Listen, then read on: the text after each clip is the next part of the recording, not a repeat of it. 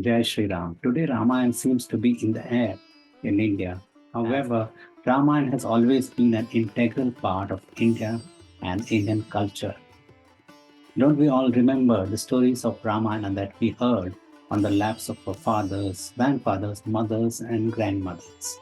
For me, too, the earliest introduction to Ramayana was listening, or rather waking up to the slokas from the Ramayana that was sung by my mother.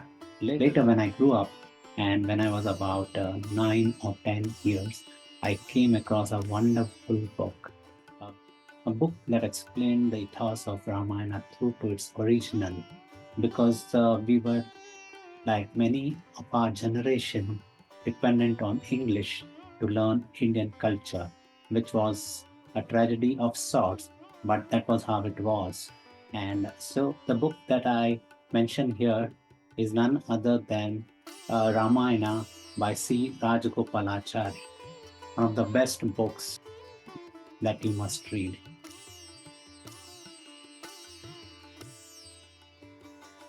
So, over the next few days, we will be reading excerpts from this wonderful book, and I'm sure it will touch your hearts as it did the heart of a young boy who was first introduced to Ramayana through this book by C. Rajagopalachari. And he brings alive the Ramayana right in front of you.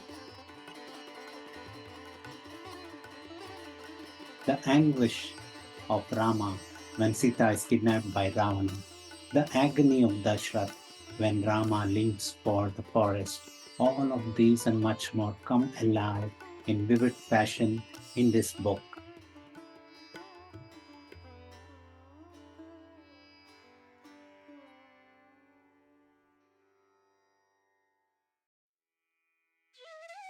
So, today let us talk about the fascinating story of the birth of Rama. The story of the birth of Rama is one of the most interesting and fascinating parts of the Ramayana.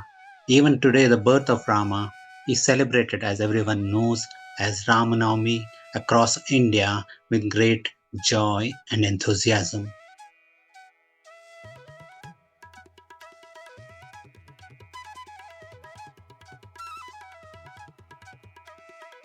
King Dasharatha ruled over the Kosala kingdom, whose capital was Ayodhya. King Dasharatha was a valiant man, and he had even fought along with the gods or the devas against the demons or the asuras. Such was the greatness of this king that he was even compared to Indra and Kubera. He was a just ruler, and Ayodhya was a peaceful place where the subjects were happy and everything was fine. But still, Dasharatha was not happy. There was something which was nagging his mind. He had no heir. He wanted a son to continue his lineage. Meanwhile, up in the heavens, there was a lot of commotion. The gods or the devas rushed to Brahma. They said,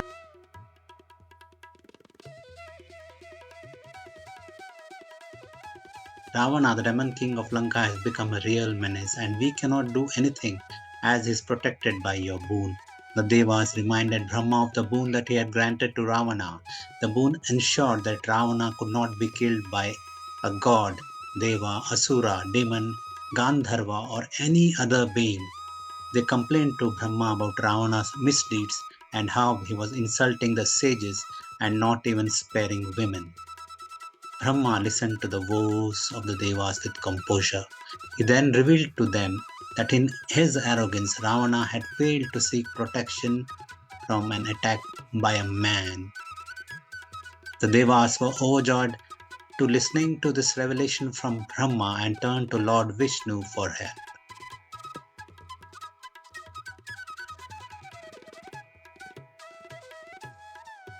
Lord Vishnu assured them that he would incarnate on earth and put an end to Ravana and his tyrannies.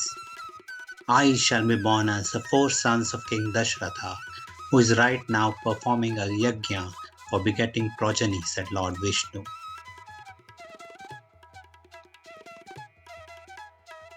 King Dasharatha, along with his three wives, Kausalya, Sumitra, and Kaikeyi, were performing a sacrifice, yajna, hoping that this would result in their begetting children who would ensure the continuation of the dynasty. As mantras was recited and ghee poured into the sacrificial fire as an oblation to the gods, the flames rose high, and suddenly in the middle of the flames materialized a shining figure with a golden bowl in his hand. He addressed King Dasharatha, saying, "The gods are pleased with your sacrifice and will answer your prayers." The figure that shone like a sun then gave a golden bowl to the king, saying, "This is divine payasam, which when eaten by your wife shall lead to the conceiving, and you shall be blessed with sons." King Dasharatha and his queens were overwhelmed with joy and accepted the golden bowl with gratitude.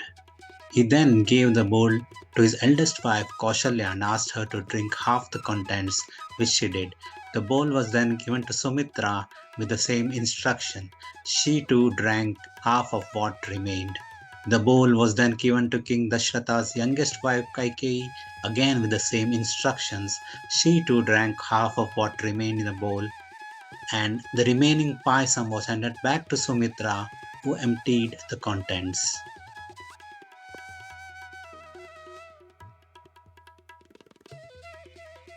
In due course, the queens of King Dasharatha became pregnant, and his sons were born on earth.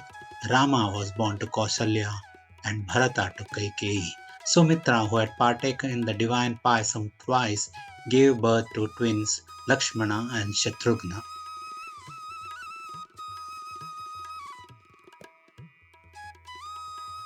This then was the story of the birth of Rama.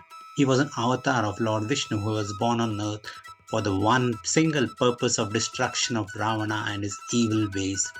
Some believe that as Kaushalya had drunk half of the divine payasam, Rama was half Vishnu.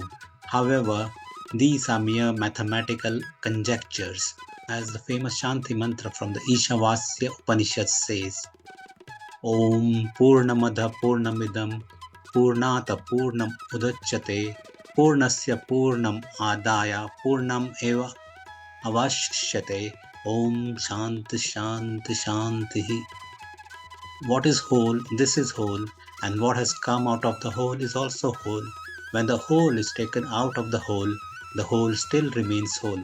Let us all rejoice that Lord Vishnu himself descended on earth in the form of Lord Ram and showed the world the path of Dharma.